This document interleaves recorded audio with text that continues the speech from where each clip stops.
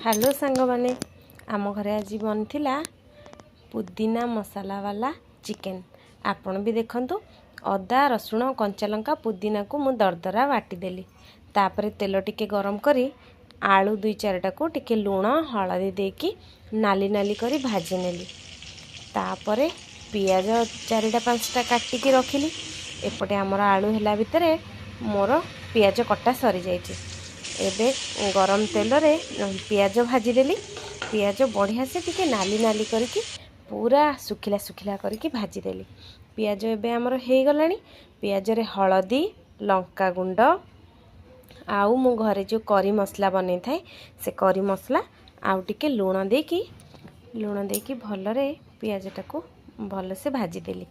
पियाज आउ टिके हो गला परे सेथिरे जो बटा मसला बाटी थिली से बटा मसला आउ टमाटो सेटा को देकी भलरे कसीदेली।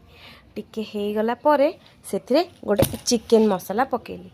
गोटे पैकेट छोट चिकेन मसला पकेले हे जीव। मसला भल से कसीदेली। टिके तल काले लगी जीव। मु बहुत कम तेल रे बनै थिली सेथिपई टिके पानी देकी मसलाटा को भल से कसीदेली। मसला आमर ये हो गलानी। एबे लुण हलदी तेल दे मैरिनेट जो चिकेन करी से चिकेनटा को भल से 20-25 मिनट भलरे कसीदेली।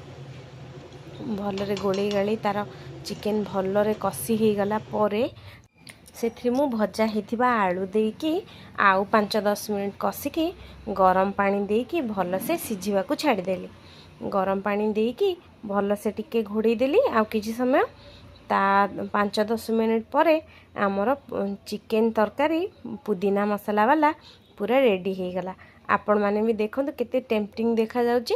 आपण माने भी निश्चित बनै कि देखंतु कम मसाला रे बढ़िया से रेडी हो जीवो।